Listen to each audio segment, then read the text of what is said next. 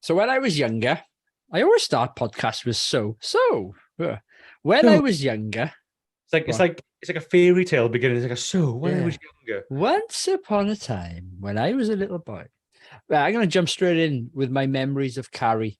So I went through a Stephen King phase when I was younger, probably from around about the age of 16 to I don't know, 22, whatever, I don't know. And I read quite a lot of his books. A lot of the big ones anyway. Tommy Knockers, it took me about 4 years to read though, because it's a massive book. Yeah. But I remember reading Carrie before I watched the film, and that's a rare occurrence for me because normally I would watch a film first and then go back to the book. So when people often say, "Oh, it's not as good as the book," I think that's often because you've experienced the book first. The book goes into so much more detail. So when it comes to the film and they're trying to cram something into 2 hours, it's difficult. So it's really difficult for filmmakers to do that. I think Um, also you give yourself an interpretation of who the characters are, don't you? Yeah, And yeah, then yeah, exactly. It's funny when you see a film first and then read the book in your head. You imagine Harry Potter, for example, is Daniel Radcliffe because you've Yeah. seen the film first. Yeah. But this is one of the rare situations where I would have read a book first and I loved the book as when I first read it. Funny enough, I haven't gone back to read it, but then really I haven't got time with podcasts and children and what have you. But yeah, I thought it was I thought it was really good. I Uh, I've never read the book of this one, but I've read a few Stephen King books, and I know what you mean though. When you watch the film, sometimes you're a bit like, "Oh, that's weird. They changed that and stuff." You know what I mean? But you can't fit it all into a film sometimes, can you? well, yeah, well, it is a perfect example. A 1,000-page book goes into so much more detail on like I child sex and what have you. It's just like what no wonder they couldn't put I it in the film. I actually think it's just unadaptable. I just think it's like one of those books that you just can't really adapt into. Okay, I read the book when I was in school, and like I remember I read the book after watching the film, the Tim Curry one, and it's just one of those things. I was just like, you can't. How the hell could you make this? You could only really adapt it into like a 2 season long TV show, like Yeah. with like 10 or 20 episodes or something. It's a big story. It's huge, and it's like some of it doesn't work. I don't think they're making a TV show of it, don't they? yeah, no, they are doing a series of it, yeah. Really? But Yeah. like, but the thing is, I mean, like, it's just the thing is with the thing with the book, and this I'll move off this now, but it's just because obviously it's fear itself, and it's like, how do you really adapt that to a movie? That's what I've always. Because when I read the book, I was like, it makes more sense. The ending makes more sense in the book than it does in the film. Yeah. But he Well, just do a can you imagine doing that ending though in the film, like as it is in the book? The turtle and things like that. Yeah, You couldn't do it. but that's the mean. It doesn't. It reads amazingly, but if you made it into a film, it would look daft and stupid. Yeah. You can't really do it. It'd just be like a big paper mache turtle flying around everywhere. It'd be stupid. It'd be dumb. Or CGI turtle as it'd be now. But anyway, I digress. The one thing I remember about this film as well, as a young teenage boy, right, I think when I watched it, so I must have read this when I was about 16. So you imagine a young teenage boy putting this film on for the first time and watching the shower scene prior to her, having her first period and being verbally attacked by those girls. But like as a young teenage boy, you're like, wow, what is this film? There's boobs and bush everywhere. I Well, know. that was my first introduction to the film. It was on BBC One, and I turned over the channel, and it was at the exact moment that the film had started, where it's going through the locker room, and of course, as a teenage boy, you're like, "Oh, here we go." I'm invested. Have we got? Is this Porky's or something? I'm gonna watch. You're like that. You're like you doing a Richie from Bottom Manu, blowing your hands like that. Woohoo! And then, of course, the period, her having her period happens, and you're thinking, "Oh, right, okay, what's this?" And of course, you're intrigued then, aren't you, to see what's going on, because the paranormal aspect happens pretty much straight away. The link between her and her coming of age. So yeah, But that's the only time I've ever watched it. Was that one late night viewing? God knows when. Did you enjoy it when you watched it? Yeah, I The first remember time. liking it. I do remember liking it. I remember thinking Sissy Spacek was amazing as Carrie, even then.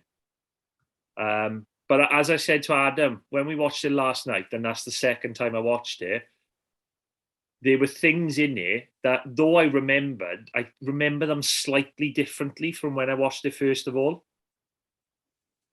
Like I will touch on it now because it wasn't a disappointment, but no, the car where she flips the car that John Travolta's driving and Nancy Allen are in.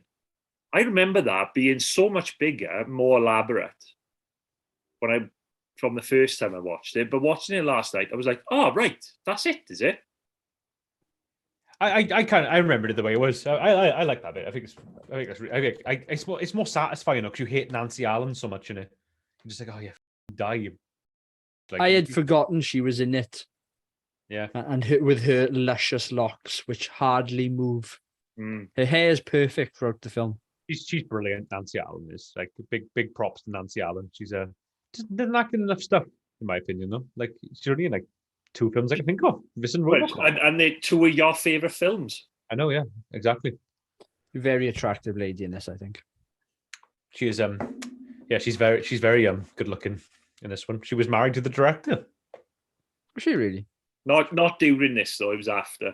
Yeah, she was she was Brian De Palma's muse for a few years. She was like crawling over him every night after filming, going, Bri. What other memories you got then? Ad, where were you as? Oh, I again, we talked about this in the last film we did, which was Texas Chainsaw Massacre. It happens a lot with horror films, but like, I got vivid memory of it. I probably was about 10 or 11 when I watched this for the first time, and I was watching it in my bedroom on like the old tiny TV, like the old 4x3 TV you'd have in your bedroom, with the aerial, and it was on BBC One or ITV or whatever. And I remember my mother walked in the room as I was watching it, and she looked at the TV and was like, "You watching Carrie?" And she was just like, I was like, "Yeah." She said, "I love this film. Don't blame me if you can't take the ending though." And I was like, "Whatever. I've seen Predator and all that stuff. I'm fine." And the ending, I thought she meant was the prom scene. What I didn't know what she meant was the hand scene coming out of the rubble at the end. And I just remember in my pants when that bit happened when I was younger. I just vividly remember jumping a mile at that bit. And then I remember this was one that was very hard for me to find because I didn't find it on TV again after this. And I always wanted to rewatch it. And then I remember, God, about 5 years later, I saw it in the video shop for sale. I bought it on VHS. And I always remember watching it with my 2 friends who loved horror films. And they both loved it as well. And then just waiting eagerly for that bit at the end so I could see them both jump a mile. And they did. I just always remember that. Just, I just always remember it. 70s and 80s horror, though. I'm not saying they always did it, but there's at least a handful of films you could probably think of that have that final jump scene, don't they? Nightmare on Elm Street has it where the mum, aka the blow-up doll, is pulled through the little window in the door. Friday the 13th. Friday the 13th, the boy jumps from the boat. So they all, they love that sort of final jump. Yeah, they did a lot. There's a great film called Sleepaway Camp, which I'm not going to describe the ending of now because it'll get us cancelled. But like, I just always remember the end. All I'm going to say is the crying game is a bit like that at the end, but you're just like, whoa, like at the end when you see that sort of like the final moment. But it's kind of the crying game. That's not right at the end though. No, I know it's in the middle, but I'm just saying as an example. Basically, it revealed. You're on about an example of like Jesus Christ. Yeah, you just don't expect it. Basically, I'll say at the end of Sleepaway Camp. Spoilers if you've never seen it, but the girl who's revealed to be the killer. You see that she's the killer. You're like, whoa, she's the killer. And then it zooms out again, and she's got this massive, and you're like, what the? It's just like one of those like double jump moments, but like It's like the final bit of the movie. You're like, what? That's crazy. Do you know Sleepaway Camp? Is it like Friday the 13th Yeah. in this premise? Yeah, pretty much. Yeah, it was made like around about the same. It was made a little bit after. There's a few sequels off it. It's got its charms to it. There's a lot of you could never make a film like Sleepaway Camp today, but I like it. I've always had a soft spot for it. But you know, if we ever maybe next Halloween we'll do Sleepaway Camp. but it's just one of those ones I always remember the end of being like, what? Like it just. It's not like a jump scare. It's like you just never expected it in a million years sort of thing. What have people got then as regards to favorite aspects of this? Oh man, like everything about this film is the favorite aspect. I mean, like I'll leave you guys go first because I got loads of things to gush over for this one. I'll put it in then. It's a slow build to the horror. Yeah. It's you do get the build up, and a lot of films I think get a build up wrong. They get the pacing wrong. But I'm a fan of this film. I'll say it now, and I'm a fan of you don't get the pure horror, I don't think, until you don't right at the end, the prom part. Well, that's last half hour. And I go along with that, and I'm going to say what I like particularly about the ending is that when she turns, no one's safe, even the people that have been nice to her. Yeah, like the teacher, for example. Yeah. And you could also say that Tommy, her date, like me and Adam were talking about this last night when we were watching it. And I think it's evident that he actually starts liking her when they're on the date, when they're at the prom. It's one of my changes, actually, but I mentioned it now. He kisses her. So he must, that's the only thing I can think of, that he has then some attraction to her. Yeah, and you get the impression, actually, he's not, you think he's a bit of a dick at first because he said she sucks in the class because she liked his poem. But then you turn later in the film, you actually think, actually, he's all right. I mean, I know he was put up to asking her out, but he's actually being nice to her. He's not. He doesn't say she sucks. He says the teacher sucks. No, he says you suck. Yeah, to the teacher, not to Carrie. No, but I'm sorry, but that is absolutely about her saying the poem's beautiful. No, he says that to the teacher. He says he's sticking up for her. That's what he says. He says it to the teacher. He goes, "You suck," because the teacher has to go at him straight away. I don't think he's sticking up for her, but I read it as he's saying it to the teacher. Because the teacher she says, "Oh, it's beautiful," and the teacher's like, "Oh, it's beautiful," and he's saying, "It paint me so." He's like, he's simpling it in class, and then he says, "You suck" to the teacher, and it's that first shink of the Tommy Ross being not a cool. I'm not saying he's perfect, but like it's the first shink of it being like it's strength. Okay, no, that's fair. I didn't read it as that, but if. Obviously, you both did, so I'm willing to take. Oh no, 100% definitely does say it to the teacher. It's like I think you just misheard it, but go on, sorry. No, go on. Do you think Tommy, and you may have no memory of this, ad, because you might not even been born, looks like Paul Nicholas, the actor, who starred in Just Good Friends? Let me show you a picture. No, I thought he was the guy from Bread. Joey, the older brother. He's definitely got the hair going on, haven't he? Yeah, it's the hair. So I'm sharing a picture at the moment of Paul Nicholas from Just Good Friends. Adam was unlikely to be born. I have never heard of the actor or the thing. But do you know when you're saying about like the slow build for this? So I do. I don't think I think it's a great build. But like we talked a little bit at the beginning about Stephen King books and stuff. But I reckon this film really does nail. Something Stephen King does brilliantly, which doesn't get talked about enough. He really does nail, like telling one story and then going into a different sort of, like quickly doing a right turn into a horror story, like a bit like From Dusk Till Dawn, as an example, because From Dusk Till Dawn is obviously the film. But like I always remember, like with like Salem's Lot, when I read that when I was younger, like you get wrapped up in him going back to Jerusalem's Lot and meeting his old crush from high school and stuff, and then suddenly you're in vampire territory, and it's I always think that this film, even though I've never read Carrie, it just hits that Stephen King sort of book vibe a bit more. The more you say about that, I suppose like Pet Sematary has a similar sort of premise in the sense it's it's about a family, they're mourning Yeah. the death of a child, and then all of a sudden it turns into a bloody horror film because the child is evil. Yeah, exactly. But I was watching it last night with, and like this is like, one of my favorite aspects, same as you. But I just love like when they're at the prom and stuff. You lose yourself in it a bit, man. You kind of want Carrie and Tommy to get together, and even though you know what's coming, you kind of like, oh man, I wish there was an alternative movie where they did get together and stuff, and things went better for it. But I think that's the marks of a great horror movie or a great film, in my opinion, is that you get that wrapped up in the characters, With this one, it's the impending dread, isn't it? You know it's coming. But yeah, you get that sort of well, when she notices that she has powers, you then have her go into research what it means and what have you. Interestingly, I haven't seen the remakes of them. Are any of them good? There's 2 remakes. I've seen one of the remakes, which one of them is with Chloe, whatever her name is. I've never seen that one, but I've seen the 2002 remake with the actress that was always in Masters of Horror, that TV show. What's her name? Angela Bettis. Yeah. You know her? Yeah, it's not that good.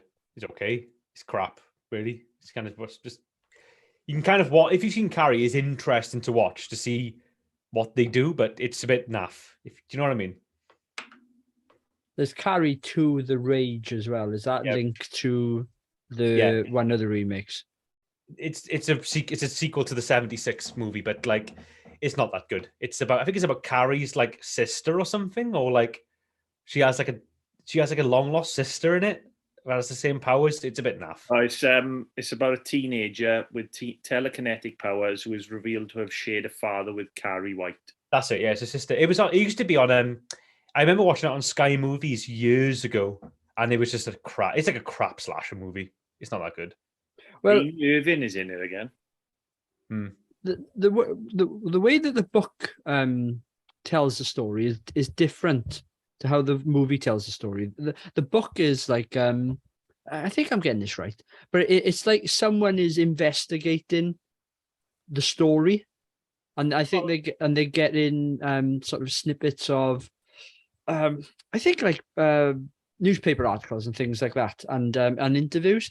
But at the end of the book, I think it might even be Sue. Maybe Sue's investigating. I can't really remember. But at the end of the book, it ends with a letter, and the letter is suggesting that this lady has a niece who is displaying similar sort of powers to Carrie. So it's sort of suggesting there's more people out there. And I wondered if Carrie 2, The Rage, when you were saying about that, would have played on that element of it, but it wasn't in the first film, so it doesn't really matter. I think I saw the Carrie, the Rage. Sorry, it's called The Rage Carrie 2. I think I saw it when I was about like 14, 13. It was like I always remember watching it on Sky Movies one day, and it just being like, because I liked the first Carrie film, and just being like, that was a bit crap. And if I thought that when I was about 12 or 13, this film is bad, because I liked pretty much anything when I was that age, especially if it was a horror movie. So yeah, make that what you will, basically. But I just looked it up now. The book is actually told as if it was a memoir of Sue, the woman or the girl who survives. Yeah. I don't know why she's so f***ed up though. Well, why is she getting nightmares? Okay, fair enough. Their entire school year has just died. But every time I close my eyes, I just hear all my friends screaming to death. Do you think you could make? Okay, actually, I know they've made a remake of it, but like, I wonder if you could, if it would be wise to make a remake of Carrie, or make Carrie today, because obviously these days you got a lot of like things like massacres and stuff. They're quite hot topics in news and stuff, in there. And this is like, I wonder if there would ever be any worry about the ending of this film. I think with genre filmmaking, you could make anything. Yeah, I guess. I just looked into when that last one came out, 2013. The problem you've got is if you want box office, then there's certain topics or subject matter they would steer away from. But I think in certain genres, I think anything's up for grabs, isn't it? Yeah, but yeah, I guess so. But Also, I get what you're saying about the massacre element, but it's not like Carrie is walking in with an AK-47, is it? very true. I was just wondering if you could. The film exists and everyone loves it to this day, but I was just wondering if there was if it was like one of those things. Oh, could you do that today? But one of those things. Isn't it? I'll give a shout out to Sissy as well. I think she and Pippa Laurie. Piper Laurie, yeah. Piper Laurie, the mother. That's the mum, is it? Yeah, she's in Return to Ozan. Oh, is she Mombi? No, she's Aunt Em. Oh, I thought I recognised her, but no, I wouldn't have got her from that. Can I just say that, like, I'm just going to bold big statement here, but I'm going to say Sissy Spacek's performance in this is like the best performance in a horror movie I've ever seen, and one of the best lead roles in a movie, hands down, ever. She is so fucking good in this film as Carrie White. It's like, she's amazing. She's just great in it, man. Like, you know what I mean? She's awesome. She's not as good as Elliot in E.T., but God, that kid can act. But is she Jeff Goldblum in The Fly? No, she's not. For me, right? I'm only messing around, but like she is. That is my. I think she's good though. I do. Yeah, my favorite performance in a horror movie ever. Like I just because like it's that thing with it, isn't it? Because like even though she's just killed an entire school, you still feel really sorry for her when she goes back to the mother's house and she's at that bath and she's realized what she's done and she's trying to ask her mother to just give her a touch and give me some, reassure me, tell me I'm going to be okay, and the mother's just like stabs her in the back and stuff. You just feel so bad for it. It's like it's a really interesting lead character. And that's, I think it's the benefit of the film as well. She has just killed potentially hundreds of people.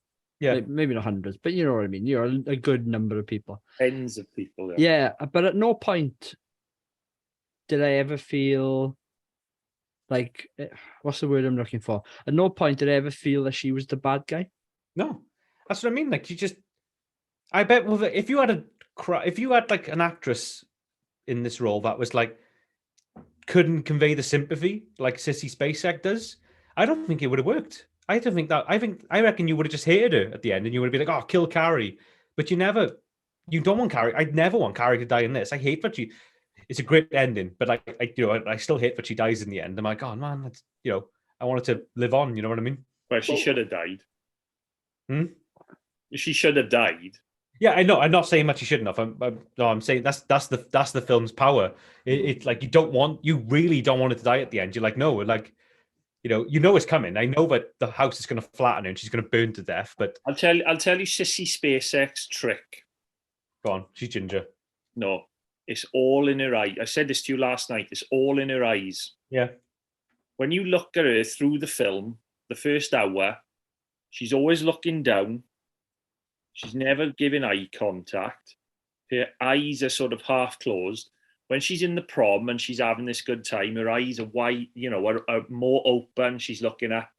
And then you got the horror of when she starts turning and her eyes are bulging. Mm-hmm. Yeah. Yeah, what amazes me when you watch films sometimes is it can be something as subtle as that can make a massive difference with, someone's performance. And I'm not saying everyone can do what Sissy Spacek did in this film. She's obviously a uniquely looking woman, isn't she? And I think Brian De Palma did very well to cast, or whoever it was under Brian De Palma did very well to cast her in the lead role. But well, they changed her appearance from the book. In the book, she's fat or overweight, I should say, with acne. In this, she's pale in the complexion. She's slim. Well, I think the word is it unbecoming? Yeah, the word is. You wouldn't give her a second look, would you? But then when she goes to the prom, you're like, actually, she's quite pretty. Yeah, there's something about there's something about like for me like like don't get me wrong, it's not what's her name, Rachel Lee Cook or something, and she's all that, is it? yeah, But she's minging until they take her glasses off, Prog. She's howling until they take those glasses off and let her hair down. She's a beast, and I wouldn't touch her with a barge pole. But I love that trope. I love it. What's the movie? Not another movie. teen movie. Where Yeah, she takes off the glasses. Brilliant. You guys are on, She's All That is the film you guys are on about, don't it? Like yeah, no, that's the first yeah, one. But then there's the spoof of it. you know not what? another teen movie spoofs it, and you got Chris Evans going, "Oh my god, she got dungarees on." Yeah, but like you couldn't get a hotter woman than Rachel Lee Cook. Oh, You'd be hard pressed to, right? And like I just love that in She's All That. Like she is like hands on the most banging girl in that school, even with the glasses on. You're like, what is this? I'm gonna watch that tonight. Actually, when we finish this podcast, I'm gonna watch She's All That just to laugh at that. Like, is it okay? It's a cheesy film in it, but going back to Sissy Spacek and this stuff. But I do think, for me anyway, and like I gotta be honest, not to like talk too much about like the cartoon and stuff, but like the character Sonia in The Veil, that is a bit based on that sort of Sissy Spacek and Carrie sort of thing for me, because there's something about that girl. That's that girl you'd see in school, but had no friends. Wasn't the best looking girl, shy, not like really shy, and like they couldn't really fit in with anyone. They always tend to stick on their own. I've always had a bit of like, I've always felt really sorry for those like sort of characters and people in real life. Those are the ones that Adam used to romance in school. Yeah, to be like, untapped territory, isn't it? Yeah. I'm not going to say the girl's name. I'm going to call her Rachel for this because of Rachel Lee Cook, right? But not because of your wife, Andrew. That was I realized that I'm on about Rachel Lee Cook. I'll call her Lee for this, right? But like, there was a girl in my school like that, and she was she had body odor problems. She smelled really bad, and she used to get bullied so badly. But like, I don't know, man. I just always felt so sorry for her when she was being. What, you went with her? And then Adam, as the jock of the school, invited her to the prom. I did. I was like, "Come on, babe." I was like, "Come on, babe. Let's take them glasses off and let that hair down." And lifts up an armpit, lifts up the other armpit. We're good to go. She was. I've always been fond of the secret stunner though. Lee, who I'm going to call her, was not a secret stunner. Right, okay. She was not. There was nothing. She was rough, but she was that thing where like she would just. I know it's rough in it, but like. But I felt so sorry for her. She was the kind of girl that would just always be like on the yard with her bag in her hands like that, just talking to no one. And you'd be like, then people would call her like, people would be making fun of her because she smelled. She was really poor. What Adam's not disclosing here is that he called her names. I hands down right. I never made fun of her. I from the day I laid eyes on that girl, I just felt instantly sorry for her. I always felt bad for her. I felt so sorry for her. It was just. I thought I could never understand how people could rip on it to her face, because I was always like, oh man. Do you think though, realistically, in this film, in the world of this film, do you honestly think though the Sissy Spacek wouldn't have one person to talk to in the school? Because there are other nerds in that school. Yeah. Well, I think the thing is with Sissy Spacek's character is the fact that she's so sheltered at home. And like she's an only child, so she has no other kids to socialize with at home. And her mother just puts the fear into her all the time. If you speak to anyone, but also I think the actions of her mother then alienate her from the rest of her colleagues or her peers. Sorry, that's the word I'm looking for. Because the mums going around other people's houses to like just get money off them for God. Mm. And going back to the girl I was talking about in my school, she'd never had any friends, man. She was always like complete loner. Did she have a teacher looking out for her though, like Miss Collins? Maybe, I don't know. Didn't know too much about her. Because let's be honest, Miss Collins would probably go down in the pantheon of all-time great teachers, wouldn't she? Yeah, she was. Miss Collins. Every school needs a Miss Collins. Yeah, even if it's just to slap the Nancy Allens of the world. And as a former teacher, trust me, there are times when you've wanted to just slap a kid across the face like that. So it's quite satisfying to watch that bit. Is you just like, because I remember being a teacher, there was some kids you just wanted to just give a backhand or two, but obviously you can never do it. She was another one that had luscious hair in this. Yeah, beautiful eyes as well. Betty Buckley, is that her name? Yeah, Betty Buckley. Theatre actress in real life. She's more famous for being a Broadway theatre actor, I think. Is that am I right in saying that? I don't Yeah. think she acted in many movies. I think she was more into theatre. She's still She alive she now. did some TV and some films, but she was never. She's only 2 years older than Sissy Spacek as well. That's quite weird, isn't it? She really? Yeah, she's like 47, 1947, and Sissy Spacek's 49. So So the other person in this is Nancy Allen, obviously, and she's 72 now. Mhm. So what year was she born? And what year? I'm just trying to think about what the age difference Nancy Allen was. was 1950. yeah, 1950. Yeah. There's only a year between them again. So Sissy Spacek would have been about 25, 27 in this film. Oh, wow. 26, 27 years old even. And yeah, so like she looks great as a 16-year-old though. You buy her as a 16-year-old straight away, don't you? Sissy Spacek, I do. The other girls, I don't. I do with Nancy Allen. Actually, I do it with all of them. Actually, tell you what I don't buy. Come on now. Come on now. No, the one I don't buy is Tommy Ross. I think he looks older. No. When you see that locker room scene and all those girls are filled out the way they are. I don't think about that scene. You know for a fact they're not 16. Telling me when you saw those bushes, you weren't thinking, that's had a few years of growth there. Yeah, that's 30-year-old bush, that is. I'm not watching the bushes and the boobs. I'm watching the cinematography. And watching the bushes. You couldn't see anything but bush. I'm not looking at that in that scene. I'm looking at that lovely panning camera angle and like how gorgeous and like how gorgeous the lighting is. So I didn't see that stuff. My mind blanked it out. 70s bush, fully on show. I didn't even know what topic we were on. Should we go on to favorite scene? we were on favorite aspects. I mean, did you give a favorite aspect there, Prog? Yeah, I went with Andrew. Yeah, same as mine. That slow build. The slow build to the horror. I've got to say the music quickly. I got to get that out. All right, that's one of my changes, but we'll come on to that later. I genuinely think this is the greatest score to a movie ever, hands down. I think this has got, and all I've done today, I have listened to the score for this on Spotify all day. I have listened to I think it's like one of the most eclectic, weirdest, greatest scores ever. And I love my favorite song on the soundtrack. It's called The Crucifixion. It's got that really iconic piano bit in there with the synth coming on. Great soundtrack to a movie. And I think it just, like the film does, it just goes along with that. Like we're going to be a sort of cheesy disco sounding teen movie right now, but later on we've got some of the best doomiest synth music you could ever get in a horror movie. I think it's great. I think it's a great soundtrack. I think if you put that soundtrack on for someone on disc and they listen to one of the montage songs, and then you put like a track like The Crucifixion on, they'd be like, how the fuck is this in the same movie? And I think that's my problem with it. But I think that's what's great about it. I think that's like the best thing about the soundtrack is it never like it falls into those scenes.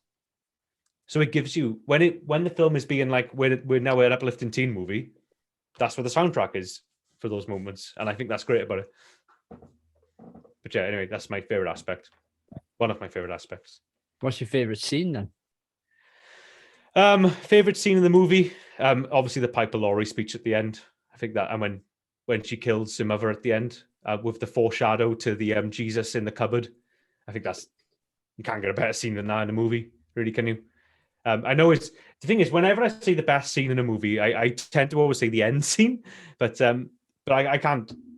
That's my personal best for this. I get like the score is great in that. I get like I was watching last night, the hairs on my arms were standing up on end when like I just love that scene. I think it's a brilliant. I think it's just great. Is that the creepiest Jesus statue you've ever seen? Yeah. Imagine being horrible, isn't it? I wouldn't want that thing in my house. That Carrie girl is meant to go in that. I get the impression she's meant to go in that cupboard every day from the day she's like a kid, like 5 years old. Imagine having to stare at that creepy Jesus statue all the time. Repenting her sins, and she hasn't even done anything. She's like the least sinful person in the world. Literally, she's on the blob and she's chucked in the cupboard for like the entire day. Imagine that. Like, oh, it's just rough, innit? Like, you know what I mean? But and that's a sad thing. You do hear about things like that in America where you get like these mad, crazy religious families that like that, and then the kids always end up being serial killers. So, you know what I mean? Yeah. So it goes, isn't it? Did either of you two ever have a crazy religious upbringing like that? No. No. Any crazy religious family members? No, No, not I really. don't think so. No. Oh, well, just wondered. Just wondered if you had any cousins that I ever chucked in the cupboard. No, I don't think so. I had a friend in school who was quite religious, but he was never chucked in a cupboard and stuff. But I always remember like if you swore around him, he would cry. His name was Martin as well. We used to call him Martin Prince from The Simpsons. But if you ever said he go like that, he'd just go no, no, no, and he'd run away like tears in his that's a eyes. shame. Where is he now? How old was this kid? What about then? What about that's the rough thing? He would have been about 12 or 13. He had a rough time through school. Oh, Martin, you. I'm telling teacher. I bet the teacher fucking hated him because the amount of times you go up to the teacher and be like, so and so swore. I bet the teachers are like that. Oh man, give me strength. Like, yeah, always remember that. What a lame guy. My favorite scene is the dinner scene. So I think it's the point where you see Carrie change.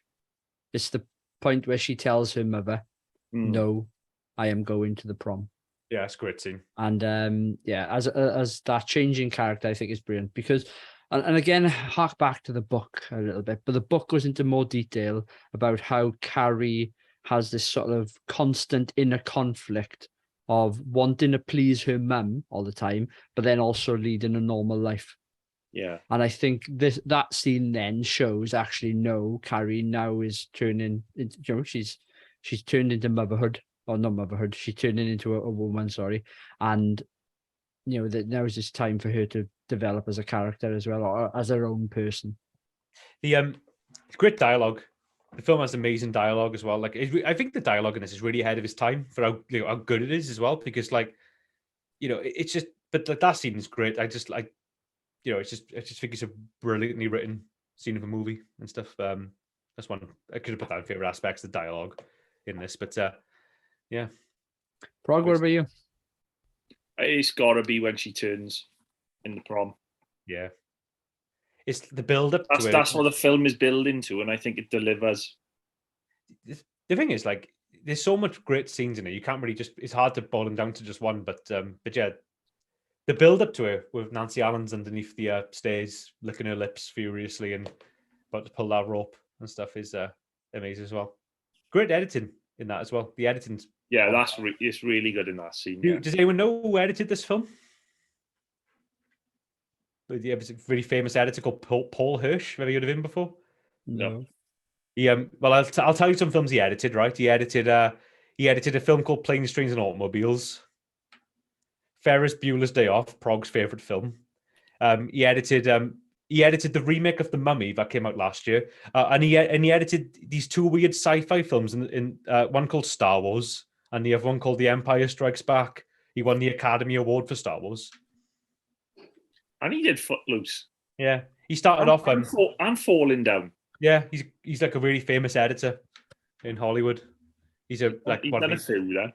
I always remember when I was in film school, we were learning about edit because I remember I chose editing as like one of my topics to go into, and I remember we had to learn about Paul Hirsch and stuff, and I just remember him we had to watch how we cut Star Wars together, and it's a really famous story about how we did it because there was no coverage to the film, and George Lucas did a really bad job of filming it, and the fact the film was really built in editing, and it's just one of those like really famous stories. It's like if you ever study editing, you'll learn about Star Wars and how Paul Hirsch edited it. It's just one of those things, you know.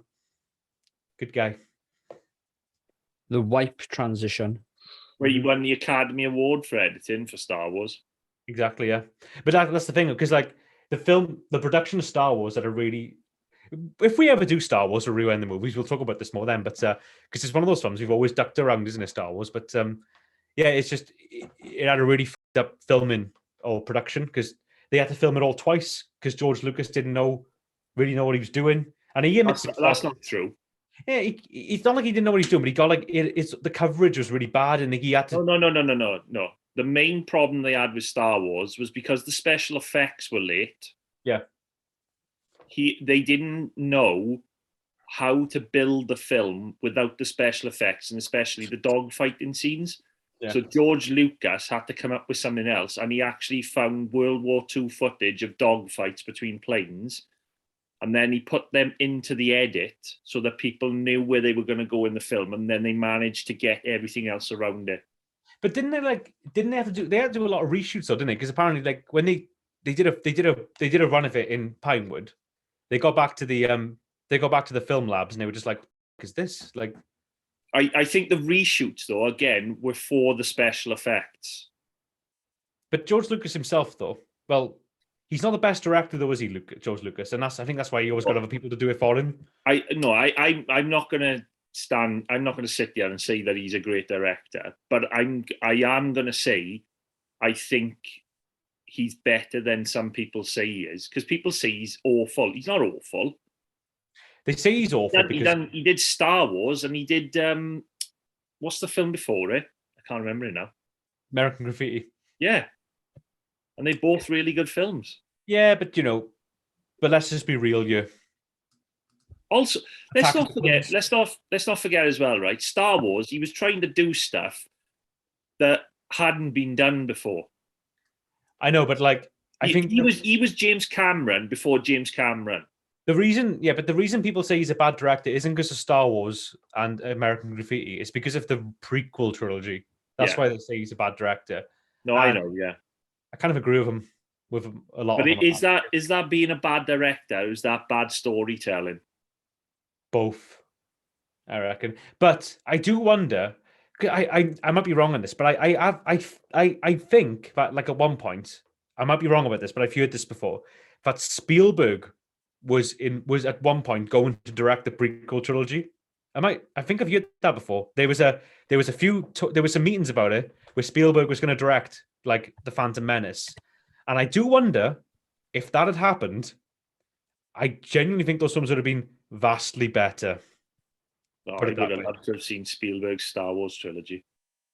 But I just think that if he had got different directors on Star Wars, the prequels, I think they would have been much better films. Because I think you ask anyone about the prequels, or and they'll tell you the two main problems: Jar Jar Binks and the tax stuff with the Republic. All that crap with the tax and my main politics. It's not some. The thing is, right?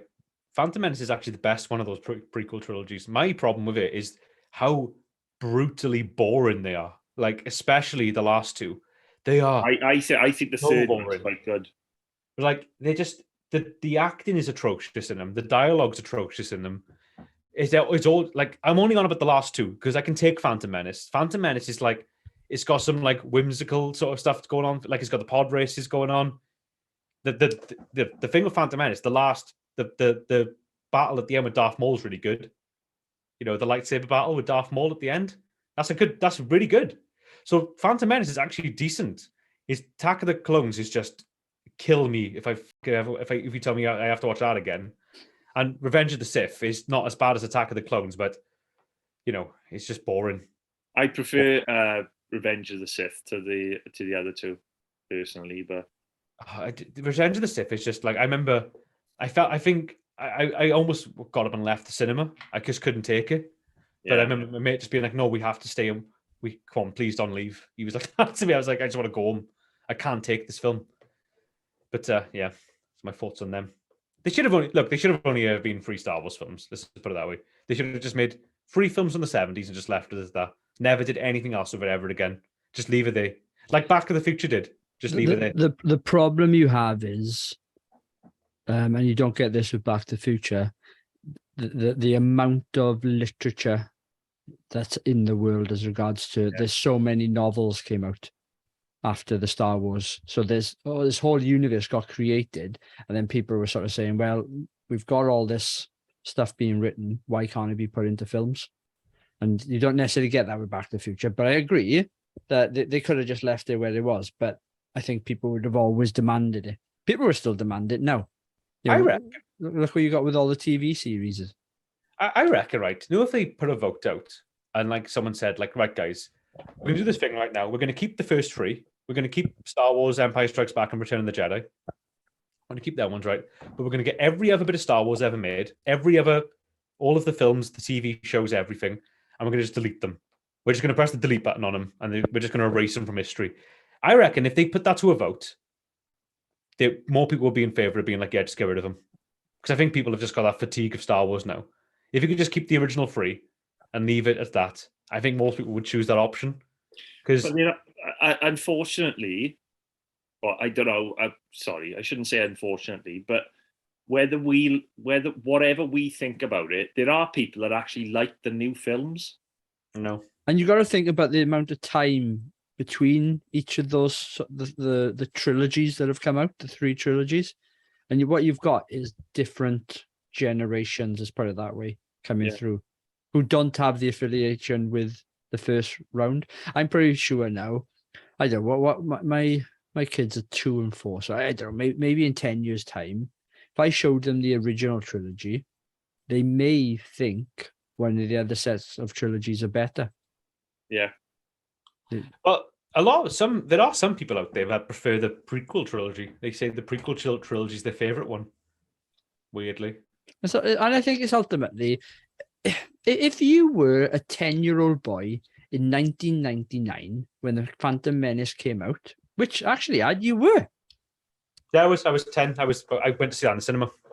I just think there's probably a whole raft of people out there who love Star Wars because that would have been their first Star Wars film that they saw.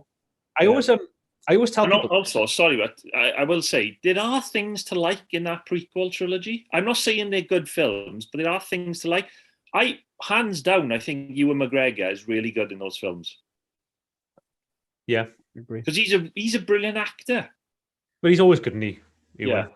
But like I will say though, right, and the last thing I'll say on Star Wars is right, and this is why I've got to, because I like Star Wars, the first 3. I think they're good films, but I'm not as swept up. But I could, if someone said to me, "You can't watch Star Wars ever again," I wouldn't care. I'd be like, "Okay, I've seen them already anyway. I don't really give." But like, how would you feel if someone said you couldn't watch a Halloween film ever again? I'd be gutted. I would be devastated. Then I would have the Star Wars fanboy cry if that happened to me. But like if but the thing is, I reckon for my age group, my generation, right, before when there was no videos and stuff, if you didn't have an older brother, you didn't really care about Star Wars when you were a kid. Because I didn't give a about Star Wars when I was younger. I first saw Star Wars as Phantom Menace was coming out. They finally started to like talk about them on television, and my babysitter brought the box set of tapes up, the gold tapes, one day for me to watch. So I didn't see them until I was about 10 or 11, the original Star Wars. But I got friends that have older brothers, like closer to your guys' ages, and they love Star Wars because they were shown it by their older brothers. So yeah, it's just one of those weird things. And that's it. It comes down to exposure, isn't it? We often say this: if you don't have an affiliation with a film, some of the films that we watch on this podcast from the 80s are shit if you don't have an affiliation to it. Yeah, but they still even if you do have an affiliation. Yeah, but you have a fondness for them, and for whatever reason, you love watching them again because it just reignites some memory that makes you fuzzy inside. But they were just Star Wars was never on television when I was a kid, though. I mean, it was never on TV. Like I heard about it. I heard about it through other shows, like The Simpsons would do a parody of it. But it was just one of those things. I was like, I'll never see that because it's never on TV, and it was never on videotape. I never saw it in video shops or anything. There was a big chunk of my life, and it's probably the sort of early 90s, mid 90s, where I didn't see many Star Wars films, didn't own them on TV, but I played with the characters, the action figures. So, I still sort of had that affiliation to it. Just one of those things, isn't it? Let's bring it back to Carrie. Oh yeah, we're talking about Carrie. I thought we were doing the Star Wars podcast then. Let's start talking about changes since we've done scenes and aspects. I'll mention it now, and we've brought it up already. I don't understand why Tommy kisses Carrie. Now the prog has said about maybe he is getting feelings for him, but that whole story is absurd anyway. Why can't you go to the prom if you haven't got a date? Yeah, I was thinking that as well because it's like I was thinking the exact same thing. But I don't think that's the film's fault. I think that's just America's fault, to be honest. Yeah. No, I'm not blaming the film on that. But also, we had girlfriends around the age of 17, 18, which was roughly these guys' ages, I'm assuming. If your girlfriend turned around and said, will you take that really weird girl over there to the prom instead of me? I don't know how I'd feel about it. And that's the whole thing. That is the part of the story. I get it. So if your missus said, will you take Postman Pat to the I can't even remember what podcast that was, so the listeners would have to go back. I listened to that podcast. I don't know what episode it was, but I was walking to town and I burst out because I forgot about that. I just burst out laughing because there was a girl called Postman Pat. I thought that was the funniest thing. What happened a few weeks later, Ad? You saw it in real life, didn't you? Oh, did you? Yeah. She had a black and white cat with her. And she was actually working for the Royal Mail as well. She had a pair of shorts on and she was working for the Royal Mail. I think we can talk about Postman Pat because we're not giving a name, and so unless she knows that she's known as Postman Pat, sorry, I guess. But well, she may well do, but she's not going to listen to the podcast. It doesn't matter. Postman Pat. But if Rachel said to you, Andrew, Postman Pat's still single, will you take her out for a date? Will you take her to the Ivy? Can I just clarify now though? Amy Irving's character who says that to Tommy. Sue, isn't it? Yeah. Yeah, she's saying it because she wants to do something nice for Sissy Spacek. Yeah. Whereas Nancy Allen is the opposite, and she wants to terrorize her. Nancy Allen sees it and exploits it, doesn't she? So she sees that happening. He's like, I'm going to exploit this because do you think now, Ad? I'm not sure if it's fair to ask you because you've seen this film so many times.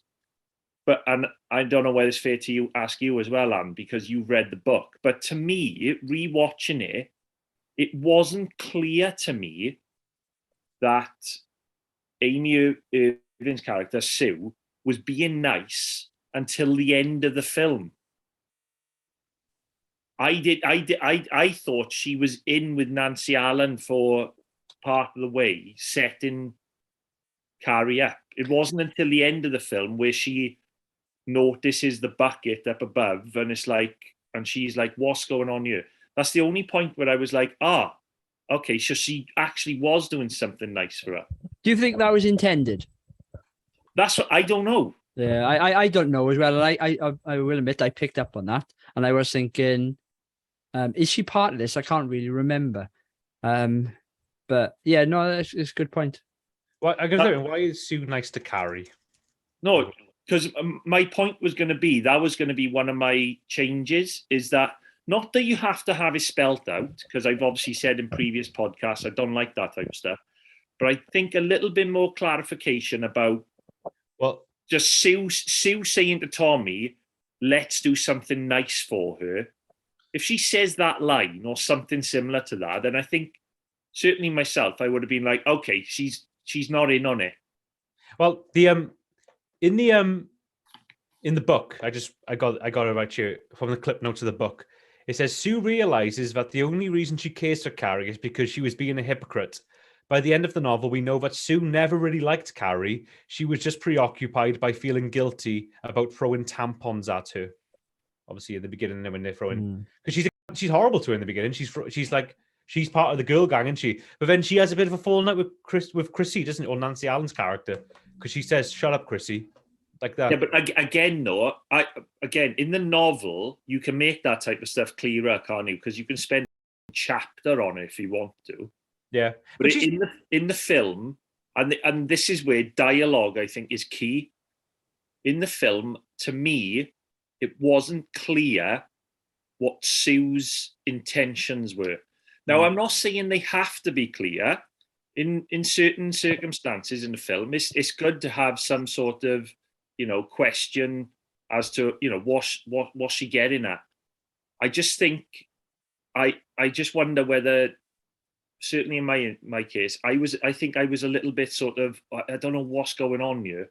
I quite liked it though. I quite liked it. Oh, is she against her or is she for Carrie? There's a great question for this on the internet though, because I've done a deep dive here.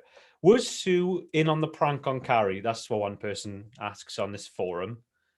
In the novel, Sue participated in the prank, though it was Christine Hagen's son, Nancy Allen's character, that started it all. She only partially participated and was disgusted when she realized that Carrie did not know about having a period. So I think in the I think at first she's a bit like in the book, it's a bit more like she's like making fun of it. But then when she realizes that she's so naive and sheltered that she didn't even know what a period was, she starts to feel sorry for Carrie a little bit there. Okay. That's more in the book. But then I don't know, it's a weird one for me because I can't remember. I don't remember if I was confused by it when I was younger because I just know when I watch it now. But yeah, I don't know. Maybe I should watch it with Liz and see if she gets confused by it. And also, right, we're talking about a 95-minute movie. I know you're not going to be able to get everything in. So, I'm not having a go at the film for this. I'm just saying that maybe if they'd done another sort of read of the script or read of the novel, I'm not, obviously, you don't know how much time these guys have got to get through all this stuff, but I just wonder whether one sentence, one little bit of dialogue might have made it a little bit more clear as to Amy, Sue being like, look, I was a prick before. Let's do something nice for her. I'm not saying spell it out like that, but just give that impression. That's all. What I'm going to say though, right, is weird because like it's a weird thing to do because if let's say that like the bucket of blood never fell on Carrie, right, and she just went to the prom with Tommy Ross. Yeah. What's after that? What's after? Well, the prom? Tommy devastates her by going back out with Sue. But this is my thing. Or Tommy dumps Sue and goes out with Carrie. I reckon that would happen because I really believe that Tommy, the reason he kisses Carrie is because Tommy really starts to fall. Like, it's that scene when they're dancing together and the camera's going around. I watched that and I'm thinking they're falling in love. I don't know. I don't know if they're falling in love, right? You know what I mean? It's movie love. You know what I mean? But Carrie might fall in love. But Tommy is a 16, 17, 18-year-old boy. I don't know what age he is. Hormones raging. He's 100% going to try and get his way with her at the end of the night. He's basically been given a pass, hasn't he? Yeah, exactly. Oh. And then what's going to happen is Sue's going to find out that he kissed her, potentially slept with her. They break up. And then Carrie has even more crapper on her. But this goes to my point about this whole triangle. I don't think it's written brilliantly in the film. It's a little confusing as to the aims and I don't know. I reckon it's one of those things that's up to interpretation. Like not the I mean the Tommy Ross and Carrie thing now, because when I watch it, I mean it's one of those things where it's your film at that point. You choose what you want it to be, right? But when I watch it, in my head, Tommy Ross and Carrie White, Tommy Ross has a crush on Carrie in that because like it's when they're talking to each other at the prom table. And I think when he first sees her, because she looks really like she does herself up well. She looks nice in like she's not my cup of tea, but she looks nicer when she did the rest of the movie. You know what I mean? And I think what he sees, he just sees something in her. You know what I mean? She's a nice girl, and she's got that innocence about her and stuff as well. Like, and he's going out with Sue. That's let's face facts. She's a bit of a bitch, when she wants to be, and she's a bit high maintenance as well. I think he just sees Carrie as being like, it's a girl I'm going to marry by her. I always see it as it's the American sort of teen love story, American high school sweetheart love story. Because Tommy obviously isn't in on the prank. No, because when the bucket of pig's blood falls on her, he's outraged. He's like going to her, as in it looks like he's going to get her off stage, but the bucket falls on him, so knocks him unconscious. Yeah, he doesn't know John Travolta or anyone. He's not friendly with all them guys. No. Like he doesn't know John Travolta's character and stuff. You know what I mean? So I think Tommy Ross is a cool guy. I mean, I think the moment I reckon he has a secret crush on her from the beginning, because when he tells the teacher you suck, I don't know. I just always had this vibe, but like he just had this bit of like. Can I ask you something to add? Can you see where I'm coming from insofar as it's not clear?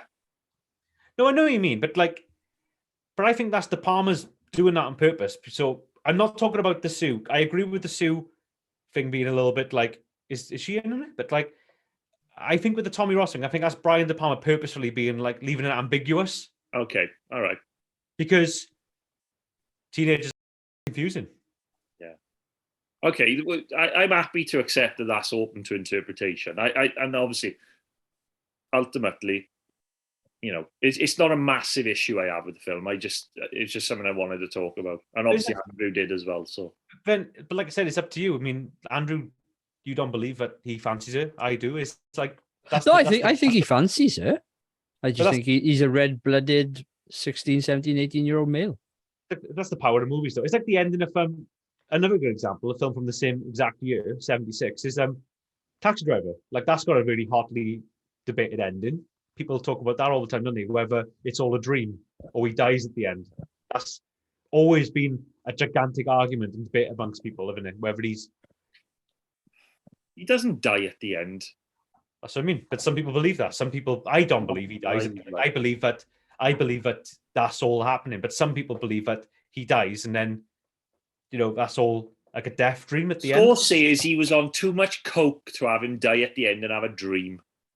I don't know, but that's the thing on it. It's like, because the reason people say about it is the fact you see Betsy in the car at the end. That they think, but that's like, that's his version of heaven or something. But that's what people believe. Like that is, I don't believe that theory, but people do, and it's like. Anyway, moving on. Can I give another change? I haven't given one yet, but you carry on. All right. I really dislike the girl who looks like she's in a Cranky's hat. Is it? She's in Halloween. Norma. Yeah, she's annoying. She's a little turd. Yeah, Norma, right, the other one. Sorry. Norma. She well, supposedly, right? I read up on the character afterwards. She's supposedly a bit of a gay icon. I don't know why. I don't know if it's because she's the way she dresses. Oh no, she is in Halloween and. Yeah. Oh, I don't know what's her name. No, it's the one with the hat. Yeah, the hat. Carrie. She's in Halloween as well. She's the girl that has sex and dies. PJ Stoles is her name. Yeah, I just don't like her character. I find it really annoying. So annoying. So annoying. Yeah, but you're not supposed to like her, in all fairness. She's this horrible kid. Horrible, horrible girl. Like, but her and who's worse though? Her or Chrissy? They're both bad, but Chrissy, I think, takes it to another level, doesn't she? Do you know what I really hate about Norma? I just want to jump in the film and knock it out. It's when she's the first one to laugh at Carrie with the blood on her. That's the bit that fucking kills me in the movie. Is the bit when she's pointing and laughing at Carrie. Oh, it's just such a little turd thing to do, What have you got, Prog? The music. Oh, man. I'm going to jump a little bit on this, and one specific moment, if you don't mind, Prog, just so I can get my 2 pence worth here. Yeah, go on. Know when everything's happy, right? And when good things are happening. Yeah. It just played on my nerves. They just played it over and over throughout the movie. The same piece of music. And the bit then that got me, when they're at the prom and everything's going well, and you just get the gurning idiots in the background because everything is so beautiful. I get it; it's film world, right? But it got on my tits. Yeah, I'm not gonna crush Adam and say that I had a problem with the whole score, because I didn't. There were some very nice pieces of music in that film. My problem is that I thought it was uneven, and I thought some of the pieces of music were so out of place. I thought I was watching Love Story at one point. Yeah, but that's the thing. It's like, it's just, you have to go along with it. Like, it's just, again, it's your opinion, but like. No, I know what you're saying, but I've got to go along with it, but I couldn't get along with it. But it's like, that's the point. But that's the thing, is like, the first half of the movie, it is like, it's a teen romance. You know what I mean? It's like, with some telekinesis powers and stuff. What I will say is the parts of the score where it turned to the horror, I thought were excellent. I thought were really good. The piano, the piano line, the famous piano line, nothing. I think that's like, when that comes in, man, like that is like hairs on the back of my neck standing up sort of greatness. I'm like, that is a beautiful bit of music right there. But even for the goofy montage scene when they're trying on their prom clothes and stuff, and like the bit when she's the really like the really like flangy synth song when they're doing the when Mrs. Coles is making them do the workouts as punishment and stuff. I like it. It's cool. It's like, it's just, you just get it. It hits that like Grange Hill sort of vibe, and like I love. Right. I don't want Grange Hill when I'm watching a film, but Dun, I dun, dun. don't want it. Yeah, but it helps sell. It helps for me. It helps sell the teen sort of like fantasy sort of aspect of it, which is what. I'm sorry, but it doesn't. But then what you're going to get then, like 90 minutes into the movie, is that completely crushed, and like she kills all of those kids that are like jumping around with that jaunty, cheesy music are all burned alive, and I reckon that's cool. I think that adds to the horror. You've had your chance to big up the music. I'm just defending it. Right, you had 5 minutes earlier. Come on, I know. I'm just just discussion point. I'm just defending it. You can't have another 5 minutes. I just think it's a great sound. It's one of my favorite soundtrack. Definitely my favorite for a horror movie. Oh God! Right. Okay. No, it's okay. No, sorry, but it's your opinion. If it's one of your favorites, I'm not gonna say anything. But then again, I'm always more into like, I love like other horror soundtrack. I love the soundtrack for like Dark Water. I think that's a great soundtrack. And again, it's a similar soundtrack to this. It's more piano based and stuff. I love really like low key, stripped down, babe. I love those sort of scores of horror movies. That's why I love. I haven't got a problem with whatever instrumentation someone wants to use. I haven't got a problem with how they want to use it. My problem with this particular score is that I don't know where the music is going from 1 minute to the next. I found it really uneven. I couldn't settle into the film. I think we'll have to agree to disagree. Yeah, no, that's fine. Yeah. And Andrew's taking his headphones off. He's had enough of this. He's like, sorry, he's had enough of you talking about the score. It's just a funny sound happening. I don't know if it's Rach in the background or not. But right. Any more changes before we start wrapping up? No, that we've mentioned my main two really. Yeah, I got no changes for this. No, it's similar than mine were, to yours, Brock. I got a hot take before we do recommend. You know the point where Tommy's poem is being read out by the teacher? Yeah. What happens if from that moment onwards it's all a dream in Carrie's head? Well, and like, is that like a theory you've read before? No. It was just something I thought afterwards. I was thinking, what happens if it was all a dream in Carrie's head? And I thought, at what point could it become the dream? And I was thinking, it's the bit where she hears his poem, which then makes her fall in love with Tommy. She gets invited to the prom, regardless of how obscure, or absurd that would be. But then she remembers that she hates all those bitches. She hates all those bitches. That should be the name of the film, The Bitches.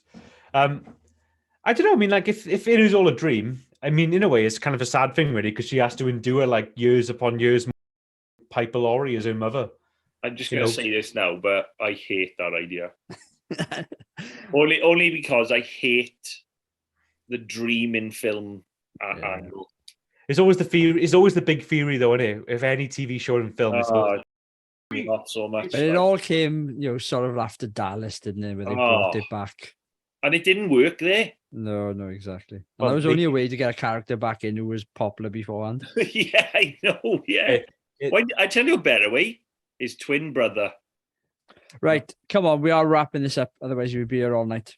So, Prague, would you recommend? I would, yeah. I think there's a lot to like in this film, and I think for the most part, still holds up. Especially the end. It's worth watching for the last half hour, I would say. Yeah. Ad? Oh yeah, absolutely. 100 out of 10. This one, guys. I would as well. Although my rating for this film is 3 out of 10, same as Adam gave E.T. But yeah, 100% recommend. Everyone should watch this one. It's one of the best movies ever made. That's my opinion. Budget was 1.8 million. Box office just shy of 34 million. Sorry, Anne. Did I talk over whether you were recommending? Yeah. Did you recommend this, Andrew? I just, there was an add-on. I just said, and I would. Oh, So yeah, don't worry. Yeah. So yeah, thanks for listening. Podcasts come out every Wednesday. Check out our YouTube channel and also check out our social media. Cheers all. Bye.